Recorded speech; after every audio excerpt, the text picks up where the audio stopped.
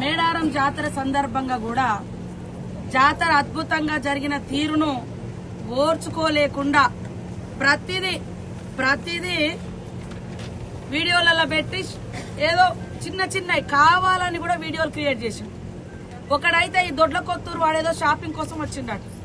ఈ కోళ్ల షాప్ నాదే, ఇది సీతక్క కొడుకు నడుపుతాండు, నాకు ఇన్ని లక్షలకు అమ్మిండు, నాకు లాభం రాలేదని ఇచ్చిండు. ఏంద్రా బాబు అంటే ఇగో దారెంబడి పోతా అంటే ఇగో నీకు 10 రూపాయలు చేతులు పెడతాం ఎంతో కొంత ఖర్చులకు, ఇది అక్క పేరు చెప్పంటే నేను చెప్పినా అని చెప్పిన మనోళ్ళే పోయి వీడియో చేయించి పెట్టినాం మళ్ళీ మేము. అదే కాకుండా ఆడొక సేల్స్ అది మార్కెటింగ్ వాళ్ళు ఏదో టూత్ పేస్టులు గీత్ పేస్టులు అమ్ముతారు. ఆ దుకాణంలో ఏదో చోరీ జరిగిందట. ఆ అమ్మాయి అక్కడ తిరుగుతుంటే ఆ అమ్మాయిని బట్టి వాళ్ళందరూ ఉన్నారు, 20-30 మంది ఉన్నారు, ఫ్యామిలీ ఉన్నారు. ఈ అమ్మాయి వాళ్ళ దొంగతనం చేసిరని ఆడ అటు ఇటు ఏదో అయింది. దాన్ని ఛత్తీస్గఢ్ గ్యాంగ్ గొత్తికోయల మీద చూడు వాళ్ళంతా దుర్మార్గంగా. గొత్తికోడు ఇక్కడ చాలా మంది జీవిస్తున్నారు కానీ ఇంతవరకు అయితే ఈ అమ్మాయిల విషయాలు ఇక్కడ రాలే. పోడు భూములదో అదో ఇదో ఉండొచ్చు. ఛత్తీస్గఢ్ గ్యాంగ్ వచ్చి తీసుకుపోయి రేప్ చేసిరని 2 రోజులు నడిపించారు. వెంటనే women commission, national women commission వచ్చింది. వచ్చి వీళ్ళ దొంగ రాతలకు వీళ్ళ తప్పుడు రాతలకు గడ్డి పెట్టిపోయారు. తర్వాత మేము కూడా ఆ అమ్మాయి మాట్లాడింది, ఏది వాళ్ళ స్టేషన్ కనుపూరోళ్ళు పాపం మాట్లాడింది, వాస్తవాలు చెప్పింది. చెప్పిన తర్వాత కేసు బుక్ అయింది. అప్పుడు మా తప్పే, మాకు వీళ్ళు నెంబర్లు ఇచ్చారంటే వాళ్ళు టీఆర్ఎస్ నాయకులు, పెద్ద నాయకులు ఇచ్చి ఆ మీడియా సంస్థలతో, వాళ్ళు టీఆర్ఎస్ మీడియానే కాబట్టి వాళ్ళు అది రాసి చూపించారు. ఇచ్చి అత్యంత ఘోరంగా మరి చేసినటువంటి తప్పుడు ప్రచారాన్ని తమకు తామే విరమించుకొని ఖండించుకొని ఇది తప్పుడు సమాచారం అని పసరా పోలీస్ స్టేషన్ లో వాళ్ళు రిపోర్ట్ ఇవ్వడం జరిగింది. తప్పుడు అని అంత ఆతృత ఏంది జరిగితే నువ్వు వాస్తవాలు బయటపెట్టు, ఓపికగా బయటపెట్టు. నేను మళ్ళీ అడుగుతున్నా, ఈ గ్రామానికి ఏదో ఉద్ధరిద్దామని వచ్చిరు మీరు, ఈ అమ్మాయిల మీద ఇదేంది మరి దీని గురించి ఎందుకు మాట్లాడారు? అమ్మాయి తరపున పోయి కూర్చొని ఏం జరిగిందో ఇక్కడ వాళ్ళు మాట్లాడాలి కదా. బీఆర్ఎస్ నాయకులు మీరు ప్రతిపక్షమే కానీ ఊరుకు లీడర్లు కదా, మరి ఎందుకు మాట్లాడకుండా విలేకరులకు ఇట్లాంటి రాయండి అని ఎందుకు ప్రోత్సహిస్తున్నారు? ఎందుకు ధర్నాలకు ప్రోత్సహిస్తున్నారు? ధర్నా చేయడం ఏ రకంగా న్యాయం అవుతుంది? మేమేం తప్పు మాట్లాడినామని మీరెందుకు ఇవాళ బహిష్కరించారు? ఈ తప్పుడు వార్త అయితే ఖచ్చితంగా ఎవరైనా శిక్షించబడాలని మేము అన్నాం తప్ప. మరి ఇవాళ ఇక్కడ తమ్ముళ్ళందరూ వచ్చారు, కొంతమంది ఎందుకు వచ్చారు? వాళ్ళకు కూడా ఆడకూతుర్లు ఉన్నారు, ఇళ్లలో బిడ్డలు ఉన్నారు. కొద్దిగా ఓపికతోటి ఇది ఏం జరిగిందో తెలుసుకొని నువ్వు వాస్తవాలు రాయాల్సింది. కాబట్టి తప్పుడు ప్రచారాన్ని ఫాస్ట్ గా స్ప్రెడ్ చేసి సంకల్ గుద్దుకోవడం అనేది తప్పు. నేను ఇప్పటికి కూడా సిద్ధంగా ఉన్నా. మీరు రాసినటువంటి వాళ్ళ దగ్గర ఏం క్లూ ఉందో, ఏం ఇన్ఫర్మేషన్ ఉందో తీసుకురండి.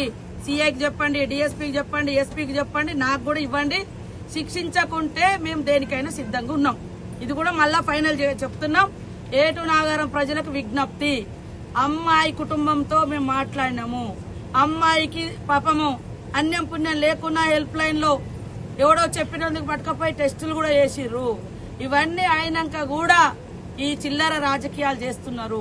రేపు మీ ఏటు నాగారంలో మీ బిడ్డల మీద కూడా ఎలాంటి వార్తలు రాస్తారో అలాంటి వాళ్ళని క్షమించకండి అని ఈ సందర్భంగా కోరుతున్నాను.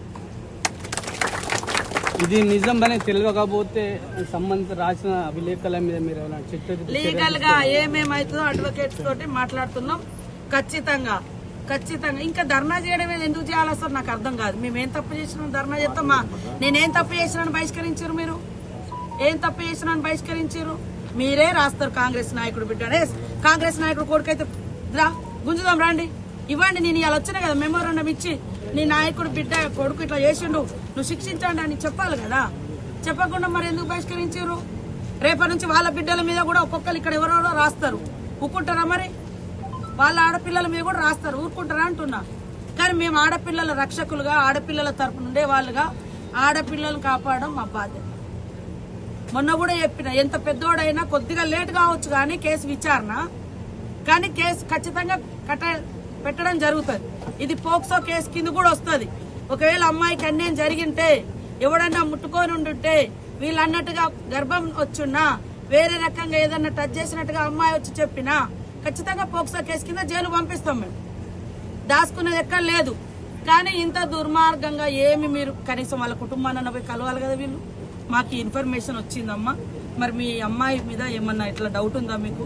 లేదా అమ్మ నీకేమన్నా జరిగిందా అట్లా మేమందరం అండగా ఉన్నాం నీకేం భయం లేదని అట్లనే చెప్పాలి కదా.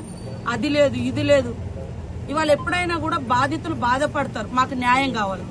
ఇవాళ అమ్మాయి విక్టిమ్ ఎందుకైంది, అన్యం పుణ్యం తెలియని నా మీద ఇట్లాంటి ఆరోపణలు చేసిరని వాళ్ళు ఏడుస్తున్నారు. వాళ్ళకి అన్యాయం ఎవడో వేరేవాడు చేస్తే కాదు, అనవసరంగా మా మీద ఈ రకమైనటువంటి తప్పుడు ప్రచారం చేసి మేము ఇవాళ ఊళ్ళో తలెత్తుకోకుండా చేసిరంటే నేను ఒకటే చెప్పిన, నువ్వు తలెత్తుకొని తిరగాలే, తప్పుడు ప్రచారం చేసినోడు ఎవడో తిప్పి కొట్టాలి, అవసరమైతే చెప్పు కూడా లేపు అని చెప్పాను నేను. అంతే చెప్పిన. మేము కూడా లీగల్ గా ఏముంటుందో నేను మళ్ళీ చెప్తున్న తమ్ముళ్ళు, రాజకీయమైన విషయాలు ఏదన్నా ఉండదు, అది మాట్లాడండి. కానీ ఇది ఒక అమ్మాయి 14 సంవత్సరాల అమ్మాయి 8వ తరగతి అయిపోయింది, ఇప్పుడు 9లకు వస్తుంది. అది ఒక అమ్మాయి మీద నిజంగా అది ఆమెకు అన్నీ అట్లాంటి జరిగి ఉంటేనైనా మనం పోయి భరోసా ఇచ్చి బయటకు తీసుకొచ్చి అండగా నిలబడదాము. అది లేకుండా ఈ రకమైన ఇటు మా నాయకుడి మీద నాయకురాల మీద అంటే కోపం ఉందనుకో, ఆ అమ్మాయి మీద ఎందుకు కోపం నీకు? అమ్మాయి మీద ఎందుకు కోపం అంటే దీని వెనుక ఇంకొక బ్యాక్గ్రౌండ్ ఉందని మాకు తెలుస్తుంది. అది కూడా బయటికి తీస్తాం.